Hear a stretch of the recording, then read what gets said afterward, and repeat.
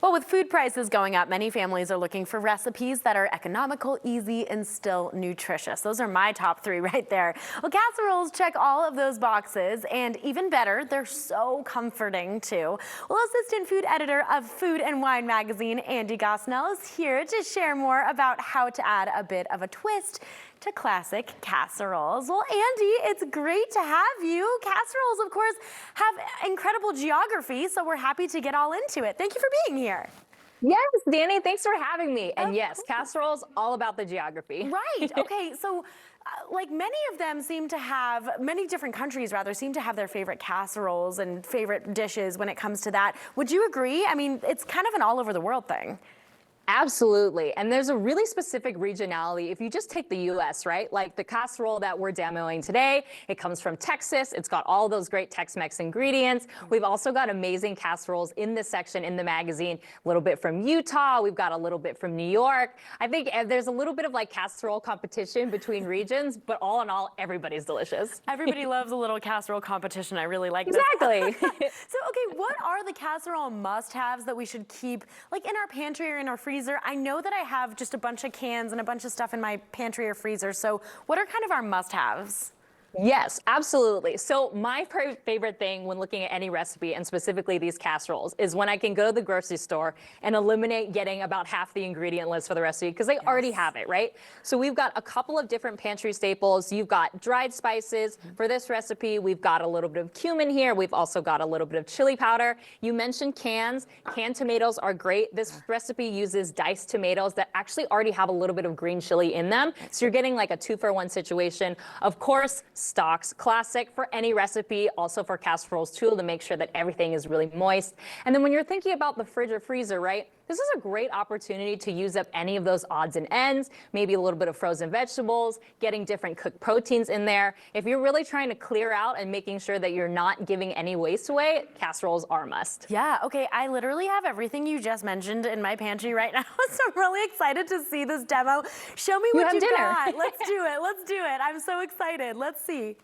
Absolutely. So, like I said, King Ranch, this is such a classic. Yeah. It's been around since the 60s. It is a Tex-Mex dream. So the basic ingredients are we've got shredded chicken, we've got cheese and tortillas. And what I'm going ahead and do, which is like for a casserole, it's all about the layering, right? So I'm using a skillet today. You can also do this in a 9x13 baking pan, how you see traditional casseroles. Right.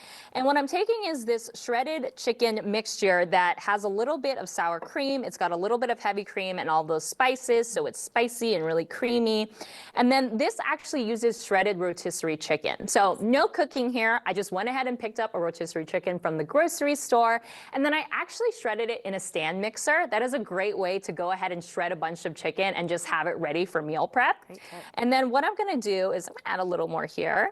And then you're gonna go ahead and sprinkle in some freshly shredded mozzarella cheese. I say go generous with it. You want those melty pockets of gooey cheese because that's what makes casserole delicious. Yeah.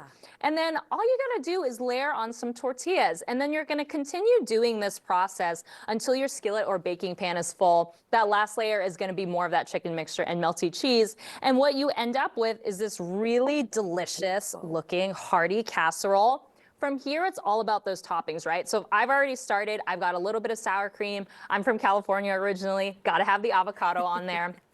And then for our little special twist, we're actually using a condiment that's one of my favorites now. It's called salsa macha. And it's this Mexican chili crisp. And it has this really like delightful smokiness while also giving a little bit of texture and body to the top. It is so good. I'm gonna go ahead and sprinkle a little more on because I like a little bit of heat. And it's done. It's ready. Wow, this is incredible. And like I said, I have all of these things already in my pantry.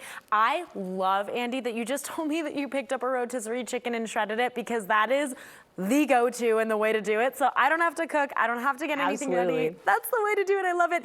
Absolutely. And it's already seasoned. So you've got a perfect base. And you also can use that rotisserie chicken in any really type of casserole you want. Like I said, swapping in those proteins goes a long way. Oh my gosh, I love it so much. You're making our lives so easy, Andy. This is so great. Let's talk about what else we can find in Food and Wine magazine. This is so great. You guys have so much that we can take from you. What else can we find in the pages? Yes, absolutely. So every one of our issues is packed, obviously, with incredible recipes. Along with this recipe in this section, we have amazing other casseroles like a baked ziti. We also have a fun casserole called funeral potatoes. But we also have great product recommendations, where to travel next, of course, what restaurants and what chefs that we love working with and partnering with. So you have a little bit of everything, right? You're looking at your next trip, maybe you're looking at your next place to go eat out, and of course, what you're going to cook for dinner. Amazing. Well, Andy, girl, you helped me get my dinner ready tonight for sure. I know. Thank you so much. And seriously, thank you for all the tips. We really appreciate you. It's great to see you. Yeah, it's great to see you too. Thanks so much. Of course. And guys, you can subscribe to Food and Wine at foodandwine.com and follow on YouTube and social media. Of course, that's at Food and Wine. Oh, looks so good.